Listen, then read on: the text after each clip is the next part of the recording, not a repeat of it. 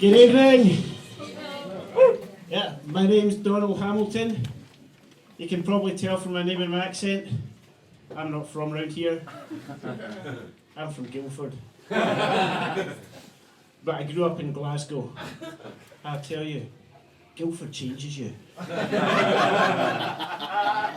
Went back to Glasgow the other week and I spilled a guy's pint and he turned out he's a massive guy.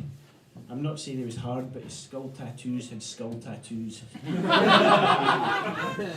a big red bushy beard called Skinner. Never trust a man that gives his beard a name.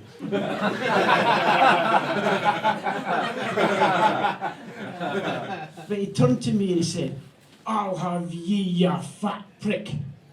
And I thought, what a funny time to be ordering Thai food. Now, they say before you can address a problem, you've got to acknowledge that you have a problem. And last week I realised that I had a problem. Didn't start last week, I realised it'd been going for a while. Started a few months ago around a friend's house. A few of us sitting there, he opened his backpack and pulled out a wrap of Marks and Spencer's prawn sandwiches. I said, "This is good shit. Do you want to try some?" And I thought, what's the harm? But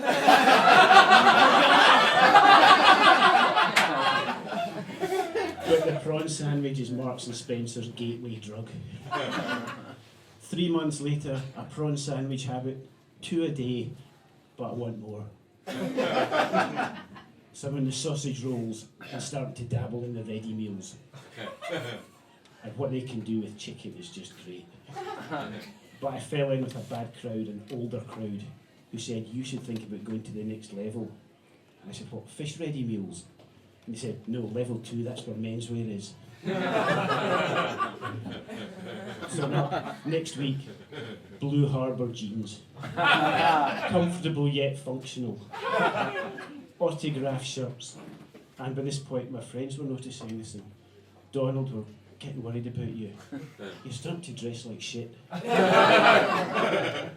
And I ignored them until last week's revelation, when I found myself in the menswear department of Marks and Spencer's, looking at a beige V-neck sweater, thinking that'll go nicely with my brown cords. And I suddenly realised I've started to get older. And once you realise that, everything changes. Overheard my wife talk to a friend the other day. She said his hips are clicking and his eyes are going. I thought maybe that's me she's talking about. Or maybe it's the dog. And then she said he doesn't try and lick his own balls anymore. And I thought, I hope that's the dog, otherwise there are just too many questions in there. But also, it was my birthday a couple of months ago. Anyone else had a birthday in the last 12 months? Yeah, I was 58, and that's an awkward age. I mean, you're trying to address you're getting old, but you've also got your ageing parents, and that's true, it's an awkward age, and I can still fart at will.